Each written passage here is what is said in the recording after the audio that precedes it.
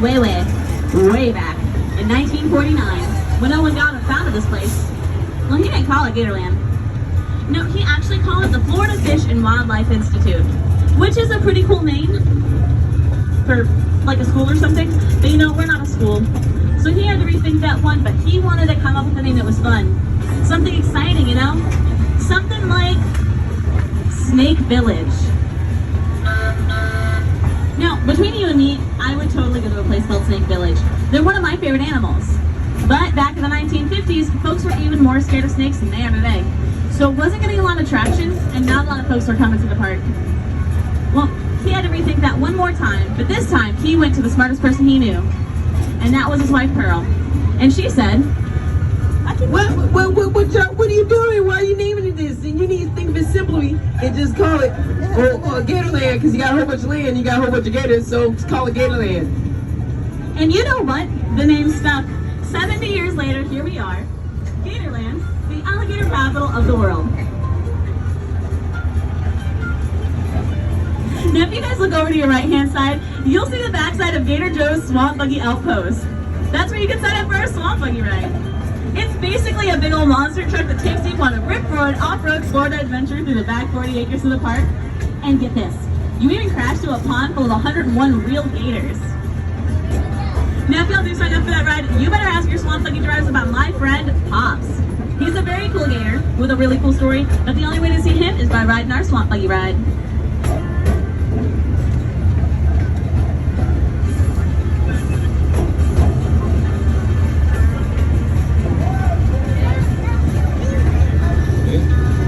Gator Gardens.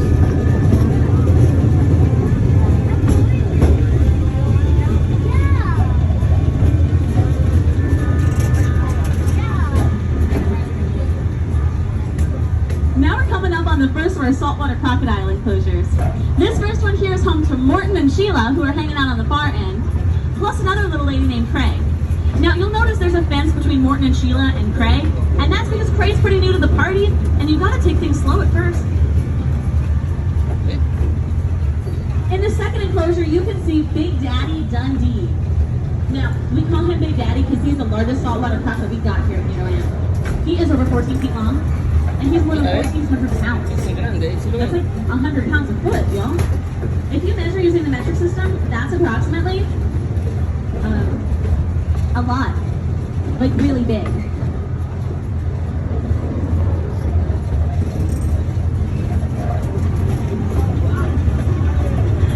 Now y'all can also see our Nile crocodiles. That would be Sultan and his lady, Blondie. Now, Blondie's special.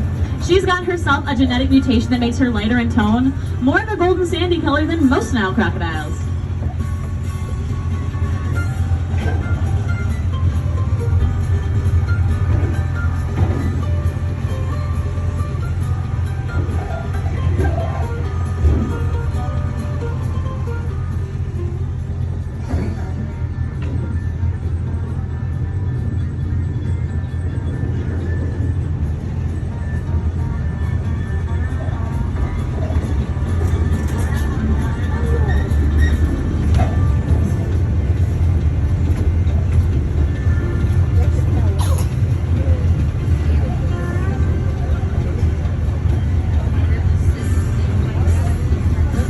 We are entering Piney Woods. This is also called our large mammal enclosure because it's full of large mammals. And one of the first that you guys are going to see is Buffy, our American bison. Now, I know she looks really big, but Buffy's going to get really bigger. Homegirl's not even done growing yet. Now, if you're looking over towards the front of the train and wondering who that pretty redhead is, that's Amelia, and she's a Texas Longhorn.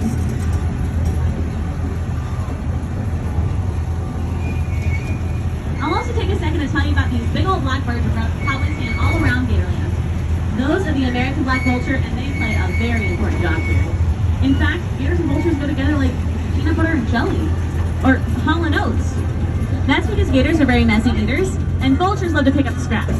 So they make a great cleanup crew around here.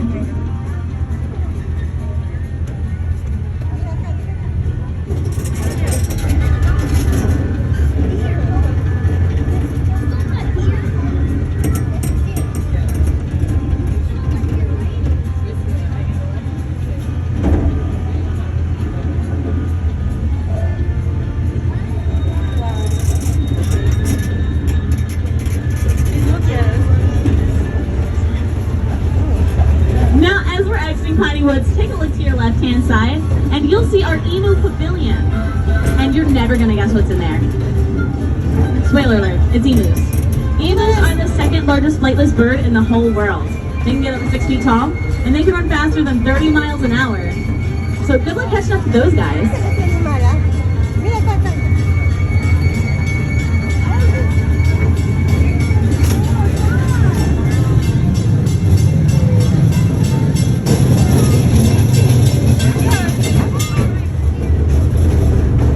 On your left-hand side, you can see the arena where we hold our Legends of the Swamp show.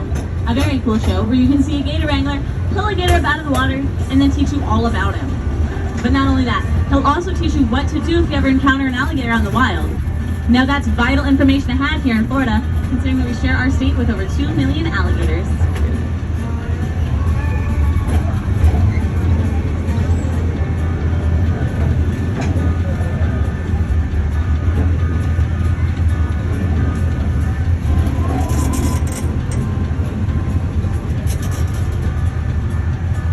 Another cool show y'all can catch around here is our Up Close Encounters show. That's where you can see all the creepy, crawly, slithery, slimy, and hairy, scary critters we've got here at the park. And no, I don't mean Casey and Ernie.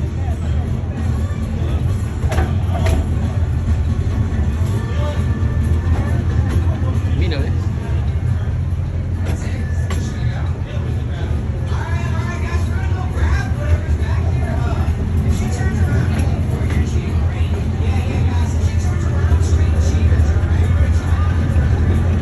Now, if you're walking through the park and you're getting kind of sick of the creepy, crawly, hairy, scary, and slithery, slimy stuff, well, I can't relate. I love that stuff.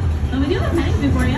It's got sheep and goats and even an emu that y'all can go in there to feed and pet. But my favorite critter is Miriam. You know what? On second thought, please don't pet Miriam. She doesn't like it. Now, just past the petting zoo, you can see Lenny. Now, my boss calls Lenny a peacock, and I understand, but I call him a disco turkey. I just love watching him stir his stuff.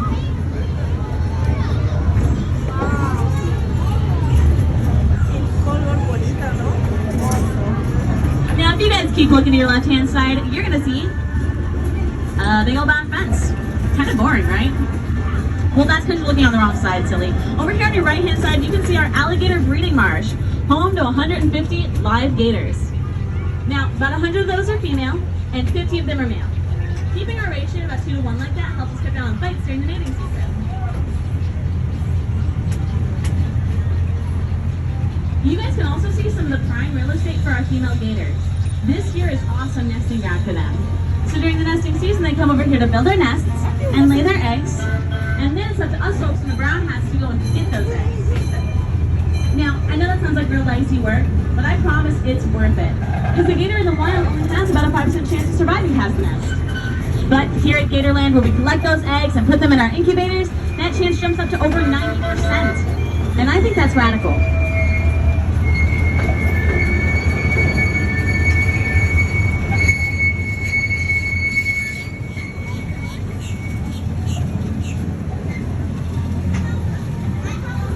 Alrighty folks, now we are approaching the station. We're pulling back in. So now's a good time to check around your feet, check around your seat, and make sure that you didn't lose anything, or I'm gonna have some cool souvenirs. I also want to remind all the grown-ups on board to please watch your head as you get off the train. I see folks bonk their head on this thing all the time, and I can tell you from experience that it smarts. I really don't recommend it. Now, my name's Chloe, and I want to wish you guys an awesome rest of your day here at Gatorland, the alligator capital of the world.